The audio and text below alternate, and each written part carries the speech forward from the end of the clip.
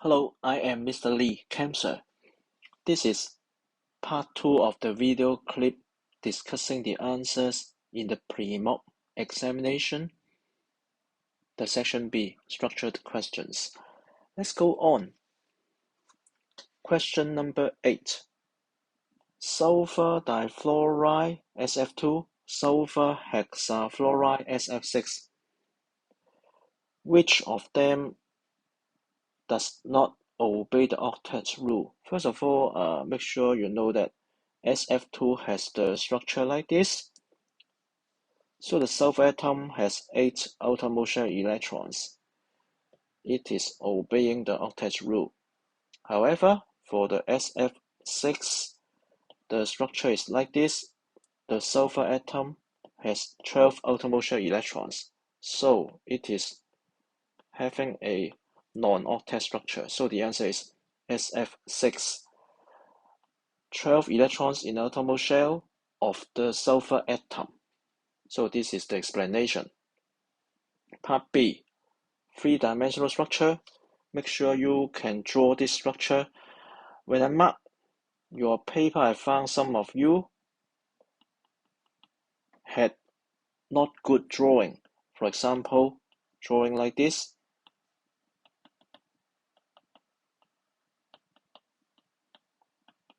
This is not good, as normally we show the 2 bonds out of the plane here and the 2 bonds pointing into the plane here. So this one, not good. Make sure you can draw this kind of structural formula in three-dimensional structure. Of course, here the bond angles are not important. You don't need to show the bond angles. Part C, explain whether Sf2 is polar or not. Of course, it is polar. You have to mention it is polar. The explanation is, actually, you should measure the term polarities. I repeat, polarities of the 2 polar Sf bonds. And the polarities cannot cancel out each other. So make sure you got a complete idea. As for the diagram, you should draw this diagram and show that it is having a polarity of the molecule like this. So 2 marks. Question number 9. For this question, the cell here consists of 2 parts. This part is somehow very similar to a hydrogen-oxygen fuel cell. However, you need to pay attention that the electrolyte here is concentrated phosphoric acid. So it is showing you that the reaction should occur in an acidic medium, unlike the alkaline medium as you learn from the textbook. And then the other part of the cell involves 2 silver electrodes. So for this part, you see no difference in the 2 metal electrodes. Therefore, the direction of electron flow should be determined by the left part. That means the fuel cell part. So hydrogen is going to become H+, because, as I mentioned, this reaction should occur in an acidic medium. And then on the other side, O2, of course, giving H2O, not hydroxide. So the equation should be like this. You should show the H+, but not the hydroxide ions. Part B. Direction of electron flow, as I said, it has to be determined from the part fuel cell. So from the fuel cell, you see that at electrode Q, there is a gain of electrons. So electrode Q is here, gain of electrons. Therefore, electrons should flow along such a direction. So from R to Q. From R to Q. And then, why is it so? You have to mention that O2 gains the electrons. O2 gains the electrons, or reduction, that is a gain of electrons, takes place at Q, either one. Part C, colorless gas bubbles at electrode R. So going back, at electrode R, electrons should be lost from this electrode. Therefore, normally there should be an anion losing electrons. Of course, in the electrolyte, the ion should be hydroxide, giving oxygen. So the equation is either one, because in this electrolyte, it is difficult to determine whether the solution is acidic or alkaline, especially at the beginning. So either one is acceptable. Part D. This amount of electrons being passed to electrode S. Make sure you know that the number of electrons divided by the Avogadro constant gives the number of moles of electrons. And from the half equation, for 1 mole of electrons gained, 1 mole of sulfur is produced. So based on this 1:1 mole ratio, the number of moles of sulfur is the same. Then multiply it by the molar mass of sulfur, you get the mass of sulfur deposited. Question number 10. Make sure you know that this is the dissociation of water, and it is reversible. Here, you need to know that the Kc expression should not include the H2O. When I marked your paper, I found quite a number of you include the H2O here as the denominator. This is incorrect. Let me tell you why. Actually, water, the concentration is very high. Compare with the hydrogen ion concentration and the hydroxide ion concentration. I'm not going to show you completely, as it takes quite a lot of time to explain to you why the concentration of water is very high. As the concentration of water is very high, actually it is effectively a constant. That means the concentration of H2O will not change effectively. It is virtually a constant. Therefore, we should not include H2O liquid concentration in the Kc expression. And so the answer is like this. Of course, another way to help you remember this is you may somehow regard H2O as the solvent. Okay? This is another way for you to remember that you don't need to include the H2O concentration into the Kc expression. Part B. This part is another problem. You need to notice the 1:1 mole ratio of the H plus ion concentration and the hydroxide ion concentration. Therefore, earlier in part A, you got this Kc expression already as H plus concentration is equal to hydroxide ion concentration because of this 1:1 mole ratio. Therefore,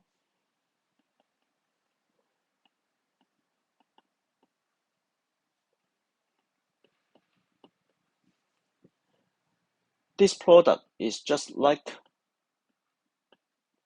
the same as this, and therefore this is equal to 2.50 times 10 to the power negative 14.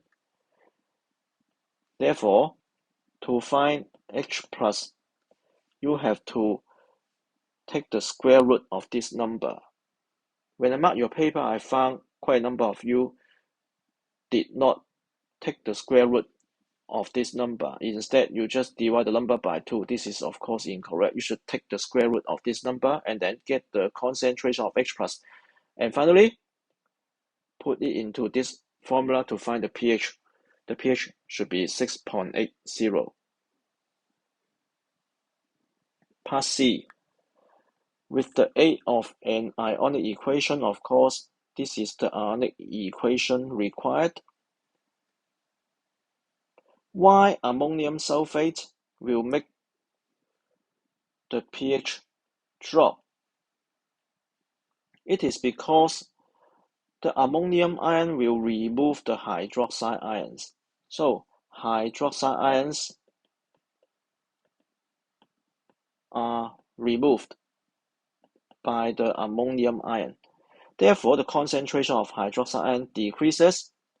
Going back to the dissociation of water, since it is reversible, so the equilibrium position will shift to the right-hand side because the hydroxide ions are removed by the ammonium ions.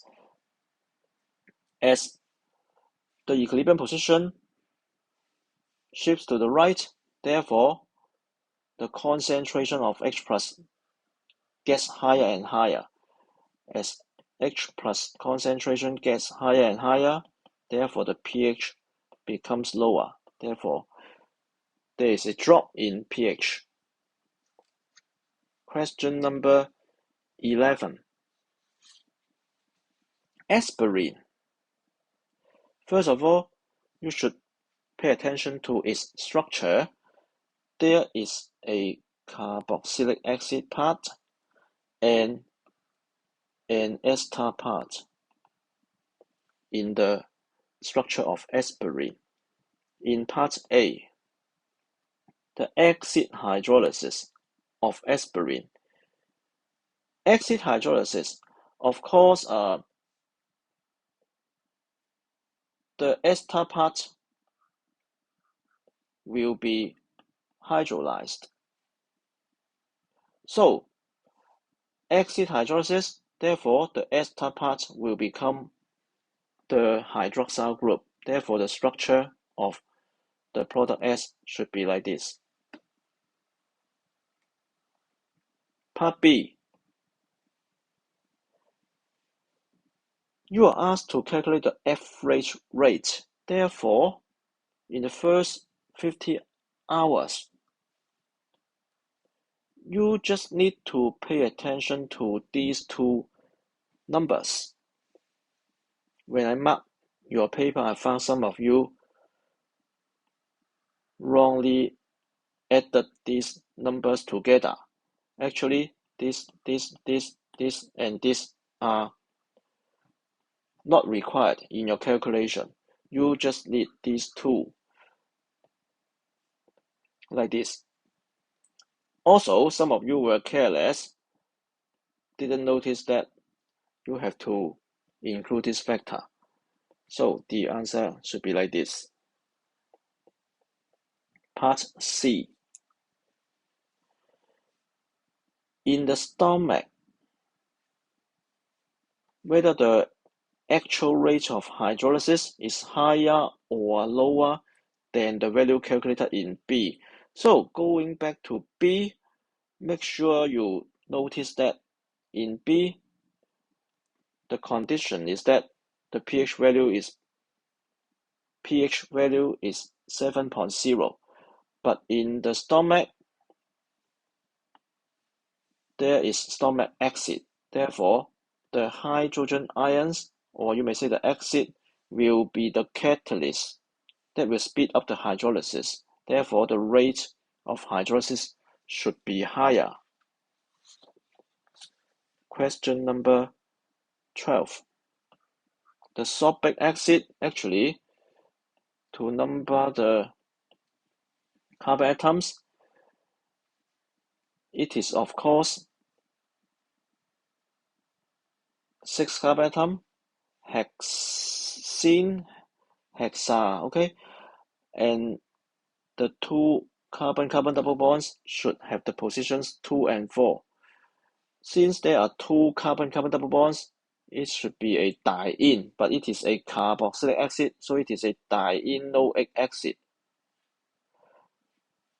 As there are 2 carbon-carbon double bonds, so you add the multiplying prefix di here. D is not a vowel, therefore you have to add the letter A here, hexa 2,4-dienoic acid as the systematic name. Part B. The structure of sorbic acid contains 2 carbon-carbon double bonds. Then the cis-trans isomerism can be exhibited like this. So totally, therefore, there are 4 such isomers. And you are just required to draw any 2 of them. Of course, in your drawing, you must be showing the cis-trans isomers by showing this pattern. Make sure you know you must draw the pattern like this. I mean, a pattern like this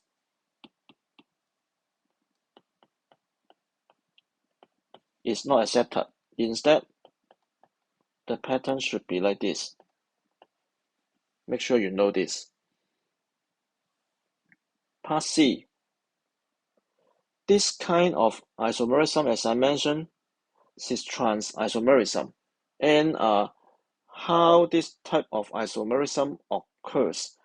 You have to remember this, okay? This is due to the restricted rotation along the carbon-carbon double bonds.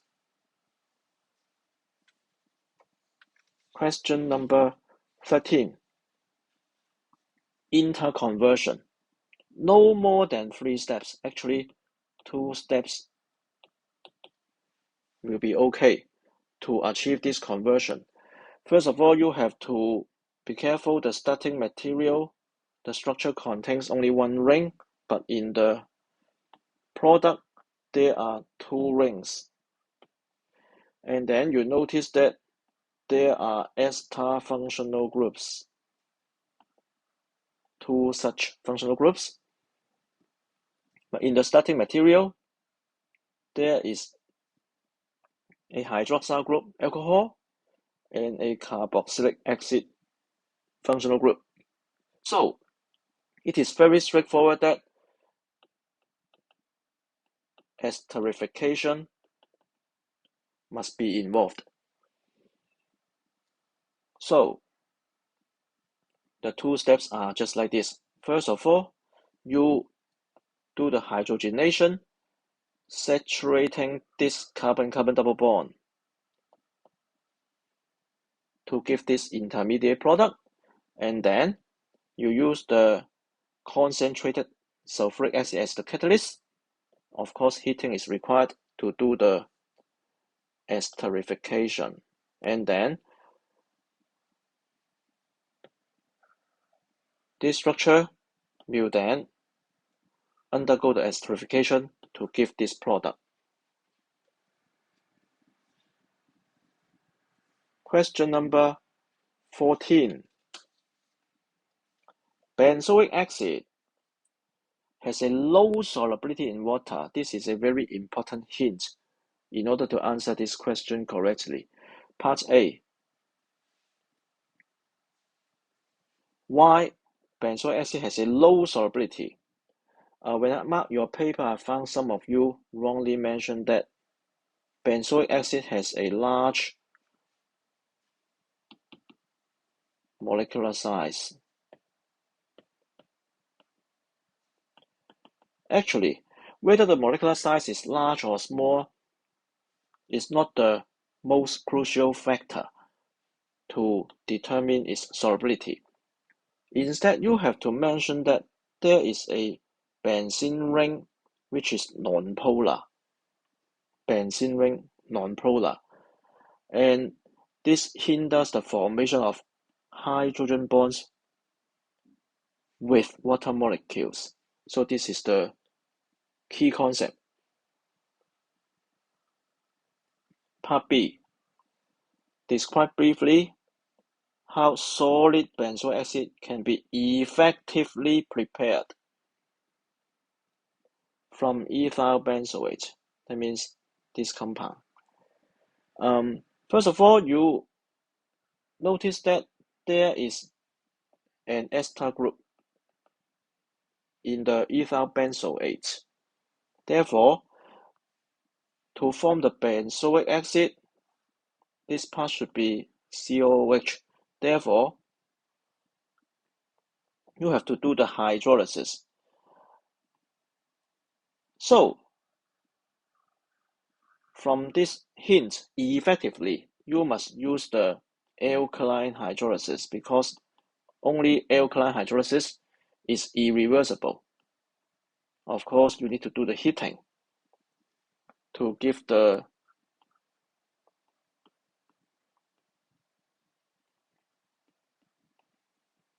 benzoate. This is sodium benzoate. And then after that, of course, you should add acid. And the acid should be in excess. It can be HCl. Then you can produce the benzoic acid. So this is just the conversion. So step 1, heat the ethyl benzoate with sodium hydroxide solution. This is the alkaline hydrolysis, the first step. And then next, add excess dilute hydrochloric acid to form the benzoic acid. Since benzoic acid is just having a very low solubility in water, therefore, once you do this, the benzoic acid will be produced as a precipitate. And then what you have to do later on is to do the filtration. You get the benzoic acid solid. Question number 15. Detergent has the emulsifying action. Explain. So this is a typical question. You have to know that the detergent cation is not useful. Only the detergent anion is useful in the emulsifying action. And then in the detergent anion, there is an ionic head and the hydrocarbon tail.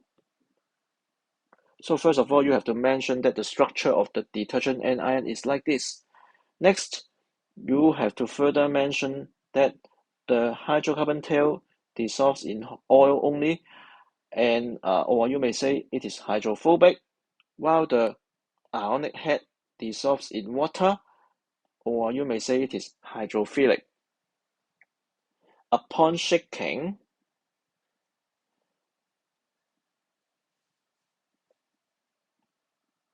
there will be oil droplets, and the oil droplets cannot join together again because of the repulsion between the negatively charged oil droplets.